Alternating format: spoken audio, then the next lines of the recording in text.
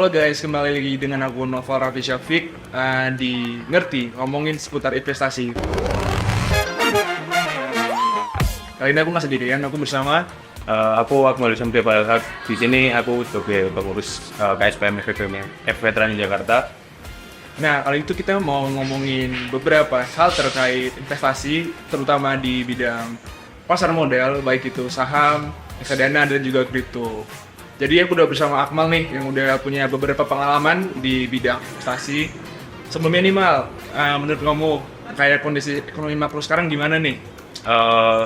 Kalau kita bicara dari kondisi ekonomi makro sendiri, terutama di nasional ya, kita melihat kondisi ekonomi makro itu kalau dari inflasinya masih terkendali ya di 2,28. Terus di interest rate juga di BI 7 days reverse repo rate itu nilainya masih 6%. Itu tetap bakal dijaga kalau nggak salah sampai Juni atau Juli oleh BI, ditahan di situ. Tapi kalau beberapa sentimen pasar yang kurang baik, contohnya kemarin setelah pemilu ada kenaikan harga beras juga, bahkan sebelum pemilu ada kenaikan harga beras yang itu dirasa memberatkan rakyat gitu. Nah, terus ada beberapa kondisi politik juga yang masih belum stabil di negara kita, yang itu bikin ekonomi makro ini masih dalam taraf yang dia sebenarnya sudah recover dari resesi, tapi dia masih masih ya kayak consolidate lah buat benar-benar menentukan nanti akan dibawa ke arah mana gitu. Ya mungkin setelah selesai pemilu itu mungkin akan kita terang juga gitu. Nah, terus kita lihat di IHSG juga akhir ini tuh lihat chartnya itu volatil banget dan enggak yang terus continuation naik uptrend gitu, tapi sekarang lebih ke volatil, kadang merah kadang hijau juga kan di penutupan bursa gitu.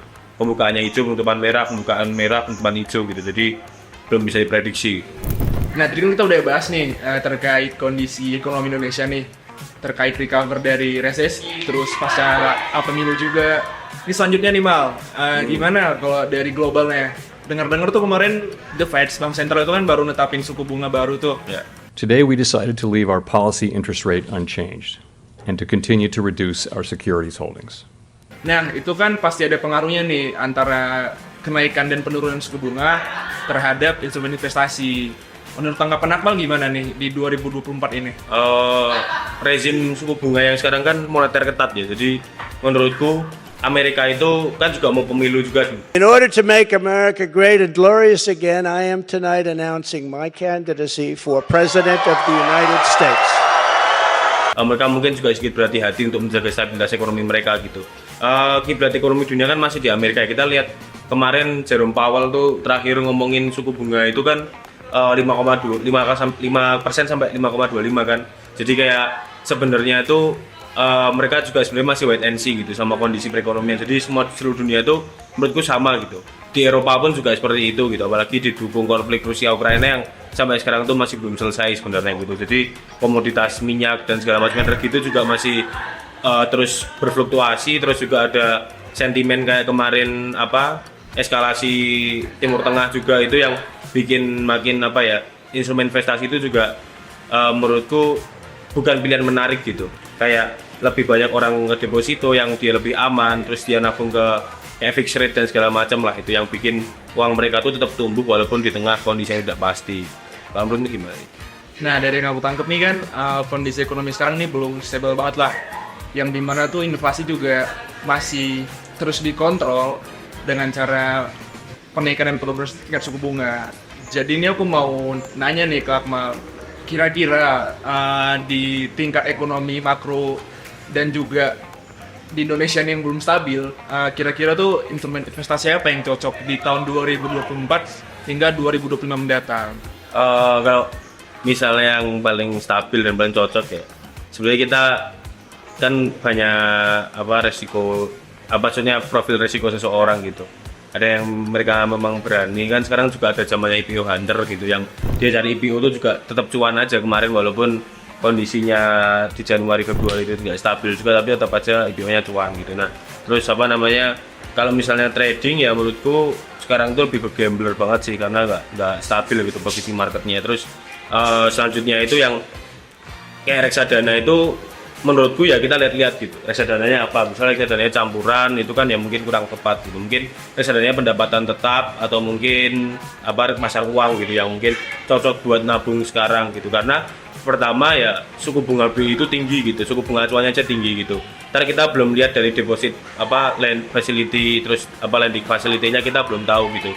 Nah itu misalnya itu naik ya otomatis kan deposit di perbankan justru akan lebih menarik daripada pasar modal gitu kan. Nah kita juga belum bisa memproyeksi gitu sebagai investor retail, itu mungkin kita nggak bisa ngelihat kayak bakal setahun lagi bakal kayak gimana gitu kan. Kondisi market terutama di pasar modal Indonesia itu kita belum tahu. Terus kayak mungkin akhir-akhir ini nih yang menarik nih tentang cryptocurrency nih. Nah itu gimana? Kamu kan saya aktif tuh di dunia kripto tuh. Nah, Gimana sama kemarin 2025 tuh? Portofolio aku untuk saat ini itu udah 100% nih mal di kripto. Jadi itu aku masuk kripto di 2023 September. Karena kan modal yang aku miliki juga nggak banyak gitu. Jadi aku nggak percaya nih sama yang namanya diversifikasi. Jadi itu aku ngeletakin atau fokus di one class asset gitu. Nah kebetulan aku masuk di kripto di September 2023. Sekarang kan udah bulan Maret nih, yang dimana itu udah kenaikan ya, terutama di Bitcoin udah sekitar 200%-an dari harga 27 ribuan. Kenapa masukin kripto? Karena ada beberapa hal gitu mal. Yang pertama tuh kayak yang Akmal tadi bilang dari profil risiko aku. Karena aku nih bisa mengabsorb resiko yang tinggi gitu. Terus tujuan investasiku juga long term, jadi aku nyantai lah dengan segala kenaikan dan penurunan yang ada. Tapi kalau dari Akmal sendiri nih, investasi apa nih yang Akmal pegang atau portofolio Akmal nih? Kalau aku sebenarnya aku lebih ke diversifikasi gitu. Jadi profil resikoku karena aku kurang terlalu berani buat terlalu ambil resiko. Jadi di situ tuh aku kayak lebih mengatur porsi. Aku di kripto juga masuk gitu, tapi porsinya nggak terlalu besar gitu dari portofolioku gitu. Karena portofolioku ya walaupun portofolio kecil tapi aku bagi-bagi gitu, kayak masih ada yang sebagian di pasar modal gitu. Nah aku juga sebagian dari PO hunter gitu, kayak nyari PO yang cocok nih, apa yang bisa dimainin nih di jangka pendek gitu. Karena kalau menurutku sekarang nih aku juga di pasar modal kayak terlalu gambling gitu, kayak ngerasa apa ya, ntar 2025 nih apa nih yang bagger gitu kan, aku nggak tahu gitu apa yang mau bagger gitu. Tapi yang jelas aku memegang itu, yang pertama aku tahu perusahaannya, yang kedua tahu fundamentalnya, yang ketiga aku tahu margin safety-nya gitu. Nah itu yang paling tak pegang gitu dari saham. Terus juga nyari mereka yang membagi dividen secara teratur gitu ya, itu yang tak cari, walaupun hasilnya nggak banyak tapi seenggaknya bisa buat bayar broker fee lah buat itu. Tapi yang seenggaknya kan kita nggak kepotong gitu uang kita. Kalau aku sih apa ya, melihat kondisi ekonomi yang sekarang itu pasar modal ya tentu nggak lebih menarik dari pasar komoditas pasti, kayak cryptocurrency, terus maybe mungkin apa emas dan forex gitu. Kayak kita kan sekarang nitip sandal aja di rupiah, ntar tahun depan bisa jadi banyak tuh kan. Tapi aku kayak setuju sih dengan pendapatnya Kengong gitu, kayak saham the best choice gitu, artinya saham itu pilihan terbaik gitu ya. Walaupun aku nggak mengaminkan kayak saham itu tempat paling cepat buat nge-create uang gitu. Kalau menurutku ya paling cepat nge-create uang tetap nggak ada gantinya crypto bos gitu. Oke guys, kita kan udah terjun nih ke dalam investasi dan pasar modal juga. Ini aku mau nanya nih ke Akmal, kayak hal-hal apa aja nih atau concern Akmal yang harus diperhatikan sebelum masuk atau terjun investasi ke pasar modal. Kira-kira apa nih Mal, terutama di saham gitu. Akmal kan seluruh portofolio kan di saham gitu. Itu kayak sebenarnya pertama ya Pak, itu aku lebih ke melihat profil resikoku sih. Nggak semua saham di bursa efek itu mempunyai resiko yang sama gitu. Kayak yang siklikal itu kan lebih bervolatil sesuai sentimen kan gitu. Terus aku juga lihat industrinya juga sih. Dia kayak misalnya industri pangan atau mungkin industri tambang atau apa gitu. Aku lihat dari situnya dulu sih. Jadi menyesuaikan antara budget, resikoku dan sektor apa yang mau aku investasiin gitu. Yang pertama, yang kedua, menganalisis valuasinya gitu. Valuasi itu kenapa aku bilang yang paling penting dari sebuah saham itu karena kita itu bisa menentukan nilai intrinsik itu dengan valuasi gitu. Jadi sebenarnya ini satu lembar saham ini sebenarnya harganya berapa sih secara value-nya ya, bukan harga tapi value-nya, nilainya berapa gitu. Nah itu kita bisa melihat pakai valuasi dulu gitu. Nanti banyak ada kayak dividend discounted model, ada relative valuation, ada multiple gitu kan.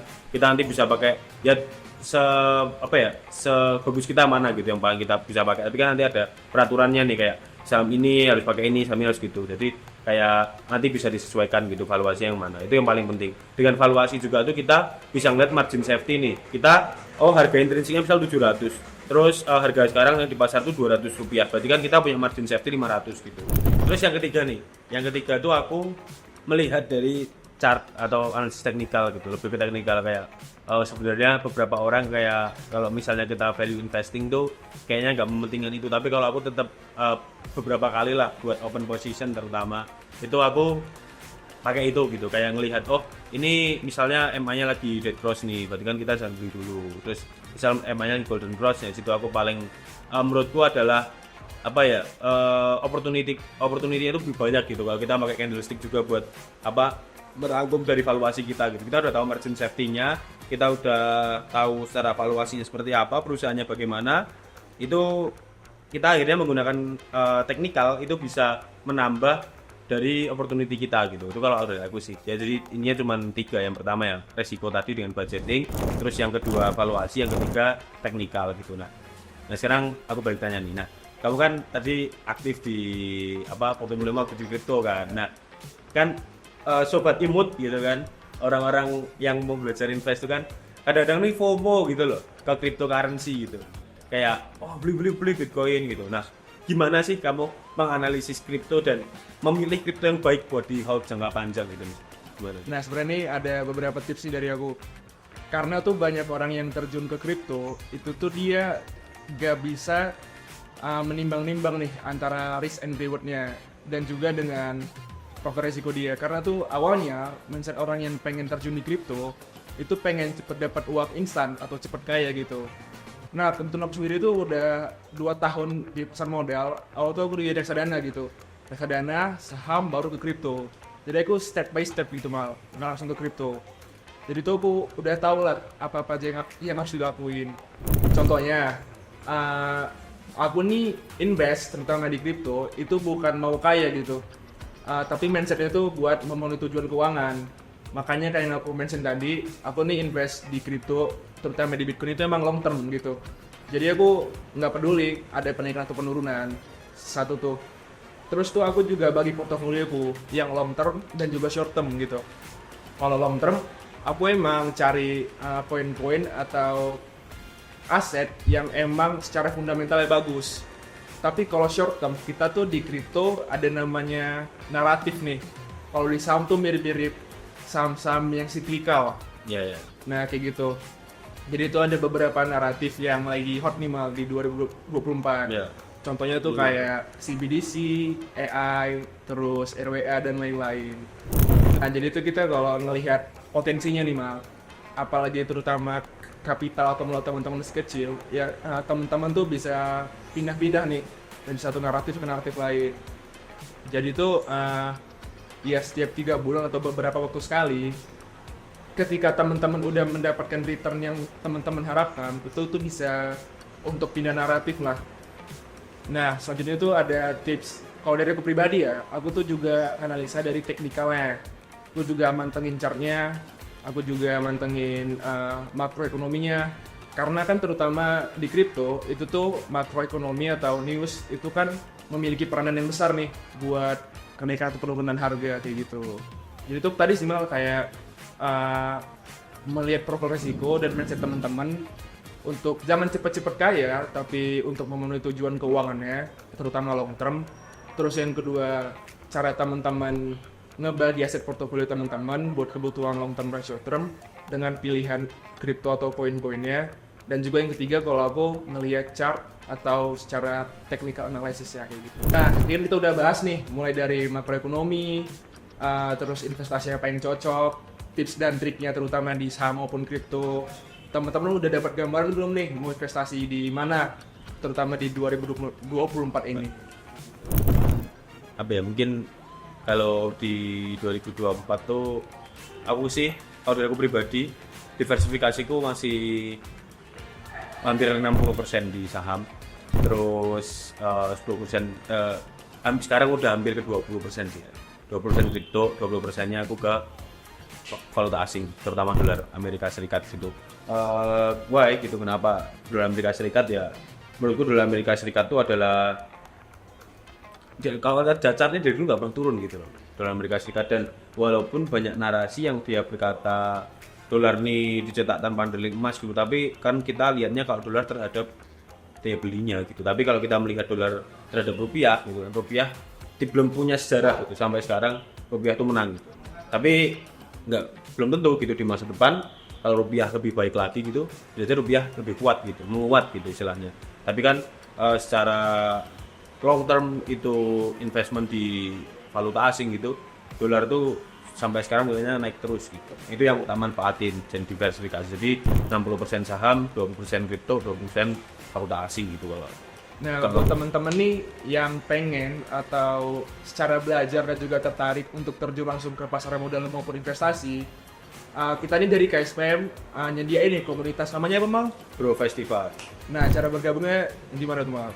Caranya gampang. Ntar bisa klik link salin link di bawah ini atau klik link di bawah ini buat join ke komunitas KSPM FEB Open Veteran Jakarta. Bakal banyak informasi-informasi menarik seperti PO yang bagus, mungkin analisisnya, terus juga ada lagi saham-saham. Ada kayak sinyal nih teman-teman, buat sinyal teman-teman masuk. Oke. Dan kita juga sudah bekerjasama juga dengan pihak Beri Dana Reksa juga buat sinyal tadi gitu. Jadi kita nggak salah-salahan guys buat ngasih sinyal, jadi nggak kayak sinyal-sinyal receh itu enggak. Kita juga pakai basically analisis gitu. Itu sih. Mungkin sekian nih podcast kita hari ini mengenai pasar modal dan investasi, tips and triknya. Jadi Akmal udah mau diajak diskusi hari ini. Sama-sama. Kedepannya sukses selalu. Amin. Semoga. Terus cuannya makin gede. Bye teman-teman. Amin.